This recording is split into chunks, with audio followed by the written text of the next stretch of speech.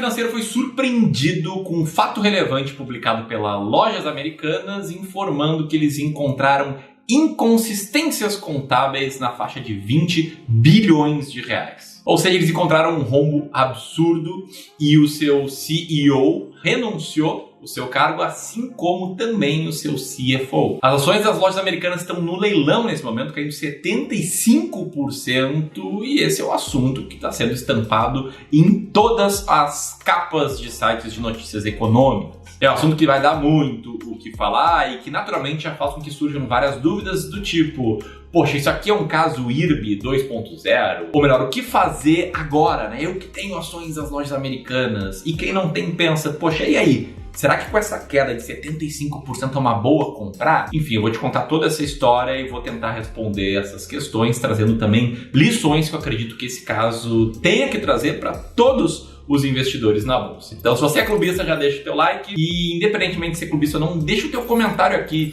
dizendo: você tinha ações das Americanas? O que tá passando aí na tua cabeça? Interage aqui conosco. Tamo junto?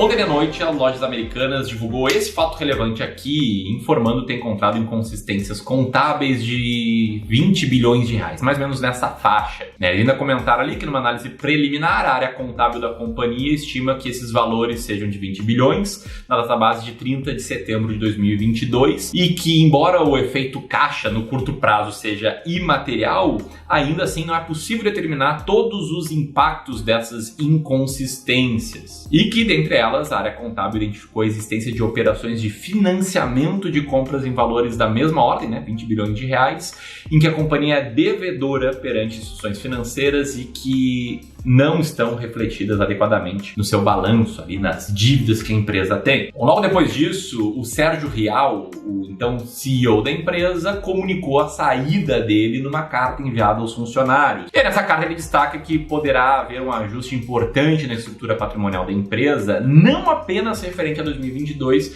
mas também referente a vários anos passados. Então é um esquema grande que estava rolando há bastante tempo ali na empresa para ocultar esses valores dos acionistas. E aí, qual que é o grande problema aqui, além de, é claro, da perda de confiança por aparecer do nada, assim, da noite para o dia, 20 bilhões de reais em dívidas, né? Quem nunca aí escondeu 20 bilhões de reais em dívidas? Mas o grande problema é que a Lojas Americanas, até aqui, era tido como uma empresa que tinha uma boa estrutura de capital, tinha uma estrutura bastante adequada, com uma dívida controlada. Se você for ver lá o resultado da empresa do terceiro trimestre de 2022, ela destaca ali que possui um endividamento de 19,3 bilhões de reais e que possui 14 bilhões de reais em caixa.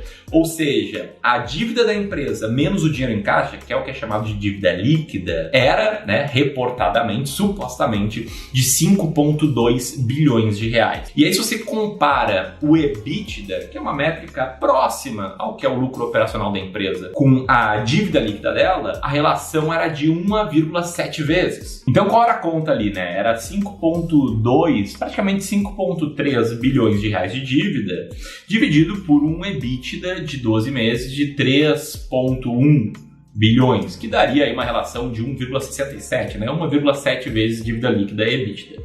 Agora, se tu pegar essa conta e atualizar ela, e dizer basicamente que não é 5,2 bilhões de reais de dívida, e sim 25,2 bilhões de reais, e dividir pelo mesmo EBITDA, porque esse não mudou, a gente está falando aqui de uma relação de praticamente 8 vezes de dívida líquida e EBITDA, que não é nem pouco perto de 1,7 vezes, nem um pouco perto de ser algo controlado. Ou seja, literalmente de um dia para o outro, o mercado descobriu que Lojas Americanas não é uma empresa que está numa situação controlada de endividamento. E isso fez com que vários bancos e analistas passassem a revisar as suas recomendações em relação à compra, venda ou manutenção de ações de Lojas Americanas. E é por conta de todo esse circo, nesse exato momento que eu gravo o vídeo, as ações das Lojas Americanas estão em leilão, caindo 75%.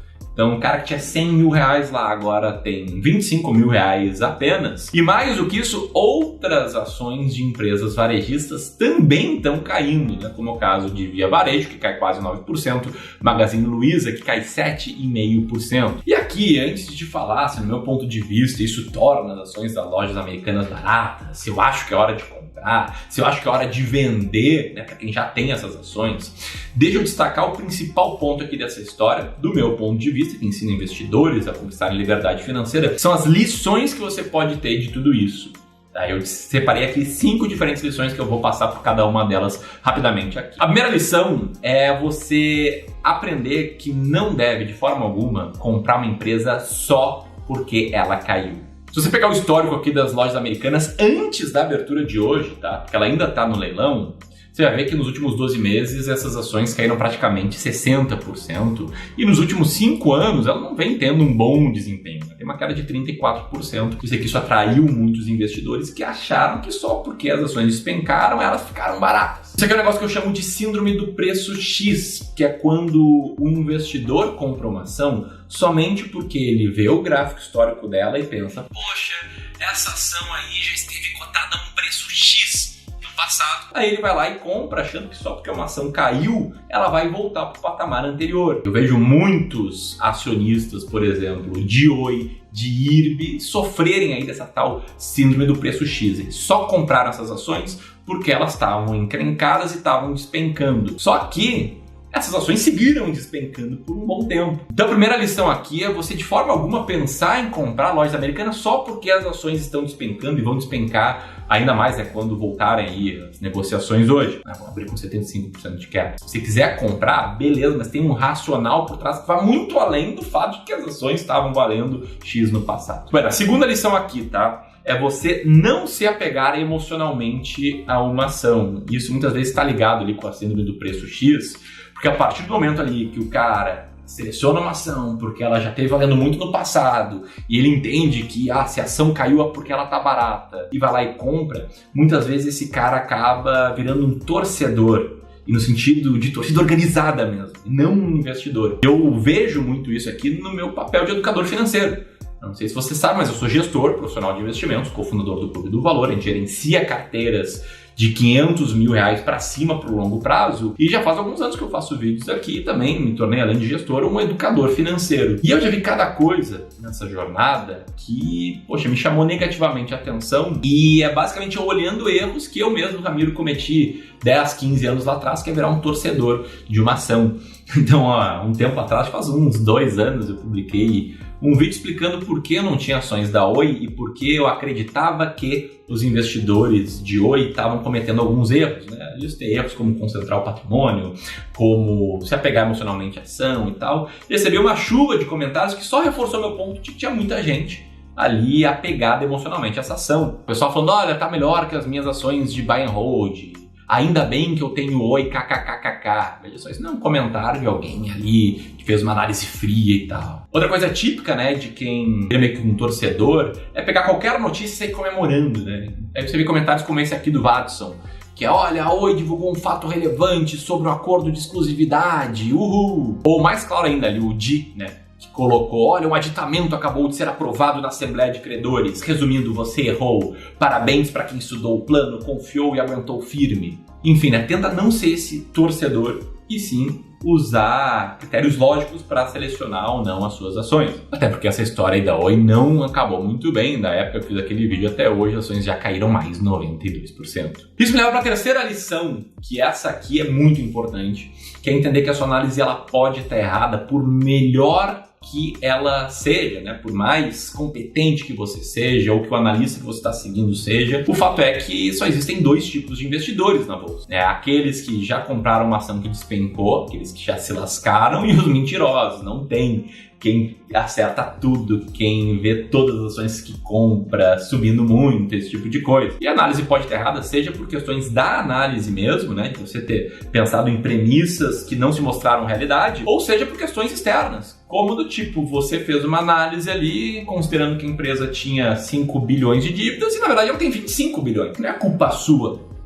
Isso aí é um crime que quem trabalhou na empresa fez, escondeu ali por muitos anos. Isso aqui, se comprovado, possivelmente se configura como um crime. E que pessoas relevantes na empresa por muitos anos foram escondendo esses valores a pagar, essas dívidas, para enganar os acionistas. E aí, antes de falar se a Americanas está barata, se é hora de comprar, do meu ponto de vista, eu quero trazer aqui a quarta lição, que é seguir a regra dos 3%. O que é a regra dos 3%? Tá? Ela é uma regra sobre diversificação de carteira que diz que cada ativo de renda variável da sua carteira, cada ação, cada fundo imobiliário, estou falando de ações individuais, tá? Deve ter no máximo um peso de 3% sobre a sua carteira total de investimento. E aí, como é que a gente faz isso aqui na prática, tá? No Clube do Valor, a gente tem estratégia de seleção de ações baratas, estratégia das ações mais baratas da bolsa, em que a gente tenta ter ações muito baratas na carteira, diversificando em 20 diferentes ações com peso igual. Ou seja, dentro da minha carteira de ações brasileiras, eu tenho 5% de peso em cada ação. Só que eu tenho também o mesmo peso que eu tenho em ações brasileiras de ações norte-americanas, o que faz com que, na verdade, cada ação brasileira da minha carteira tenha um peso de 2,5% da carteira total de ações. Só que eu e meus clientes temos também fundos imobiliários, de 10 a 15 diferentes fundos imobiliários, o que faz com que cada ação individual da carteira tenha um peso de mais ou menos 1,7% do total da carteira. Isso aqui falando de quem investe 100% em renda variável, de quem é muito tolerante ao risco. A gente tem também vários clientes aqui que têm uma participação de 30%, 40%, 60%, 70% em renda fixa. E essa regra dos 3% serve justamente para você não ver o seu patrimônio, umas coisas mais valiosas que você vai construindo ao longo da sua vida, que serve para te dar tranquilidade, para te dar tempo com a tua família, para te trazer uma vida melhor, não se dilapidar da noite para o dia. Imagina a situação de quem, sei lá, acumulou 2 milhões de reais e 1 milhão de reais estava em ações das lojas americanas. Esse cara acabou de ver praticamente metade do seu patrimônio desabar. Isso não pode acontecer e para isso tem aí a regra dos 3%, beleza? Até aqui, quais são as lições que você mais gostou e o que você adicionaria? Deixa o teu comentário aqui abaixo, enquanto eu vou tirar a dúvida se Americanas ficou barato, se é hora de comprar. E para responder essa dúvida, eu trago aqui a nossa quinta lição, que é: tenha uma estratégia clara. Quando eu falo para você ter uma estratégia clara, que fique muito transparente aqui, que eu não quero dizer que a minha estratégia tem que ser escolhida por ti, que a minha estratégia é melhor, que eu sou o senhor da razão. Eu gosto muito da minha estratégia, por isso que eu sigo ela, senão eu não seguiria.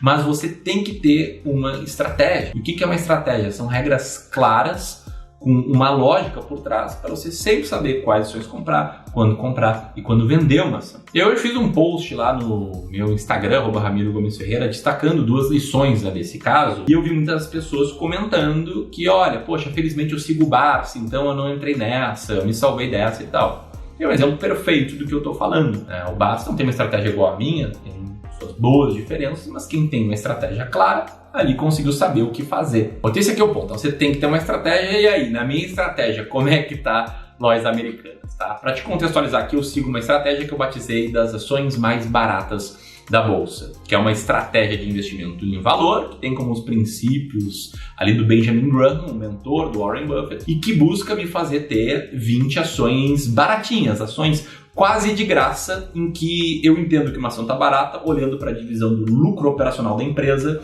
pelo Total Enterprise Value. E eu faço isso por quê? Porque eu testei essa estratégia no passado e o resultado foi muito, mas muito bom. Eu teria transformado R$1.000 em mais ou menos R$100.000 nos últimos 25 anos, isso já descontado da inflação. E mais do que um resultado teórico, a gente usa essa estratégia aqui no dia a dia, na prática, na gestão das carteiras dos nossos clientes. E nosso cliente mais antigo, por exemplo, teve esse resultado aqui, uma alta considerável, bastante acima do Ibovespa nesse mesmo período. E além de ter um resultado historicamente muito bom, um bom potencial de retorno daqui para frente, essa estratégia me traz clareza sobre saber quais ações comprar e quando vender uma ação.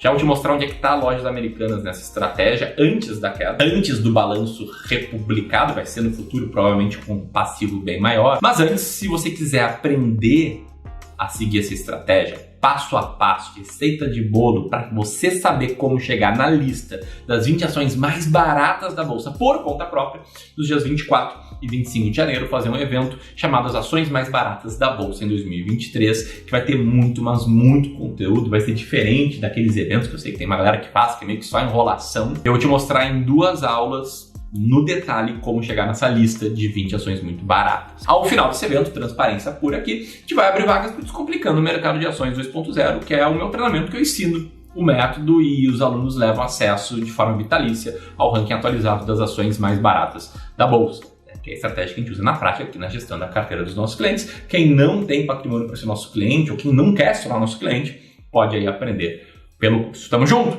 Então se inscreve lá no evento, é gratuito, é o primeiro link aqui na descrição, tá? Para você botar seu nome, seu e-mail e receber lá o convite para as aulas, tá presente lá nos dias 24 e 25. Enquanto você vai fazendo isso, deixa eu te lembrar que mais ou menos um ano atrás eu fiz um vídeo chamado As 5 Ações Mais Caras da Bolsa, e nesse vídeo eu comento que a ação mais cara da Bolsa na época era Lojas Americanas. Bom, e hoje, meu amigo?